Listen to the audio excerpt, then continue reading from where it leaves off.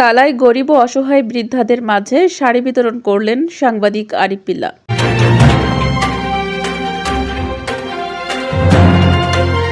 আসসালামু আলাইকুম দর্শক, সকলকে আমন্ত্রণ জানাচ্ছি বিবিআর নিউজে। মোহাম্মদ ফয়সাল হোসেনের পাঠানো তথ্যচিত্রে বিস্তারিত দেখুন। সাতক্ষীরার তালা উপজেলা জিয়ালা পূর্বপাড়া নমশূদ্র রাজবংশীয় সর্বজনীন অষ্টম প্রহরব্যাপী মহানামযজ্ঞ মহোৎসব উপলক্ষে গরিব ও অসহায় বৃদ্ধাদের মাঝে শাড়ি বিতরণ করা হয়েছে।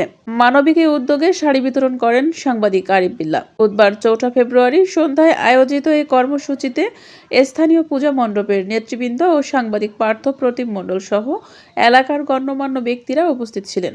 সাংবাদিক আরিফ বিল্লাহ বলেন, আমাদের প্রতিটি পরিবারে বৃদ্ধ মা বাবা ও গুরুজনরা রয়েছেন। অনেক সময় আমরা তাদের প্রতি অবহেলা করি বা প্রয়োজনীয় গুরুত্ব দিই না, অথচ তাদের ত্যাগ ও অবদানের কারণেই আজ আমরা এই অবস্থানে পৌঁছেছি। তাদের অক্লান্ত পরিশ্রমে আমাদের বেড়ে ওঠা ও সাফল্য।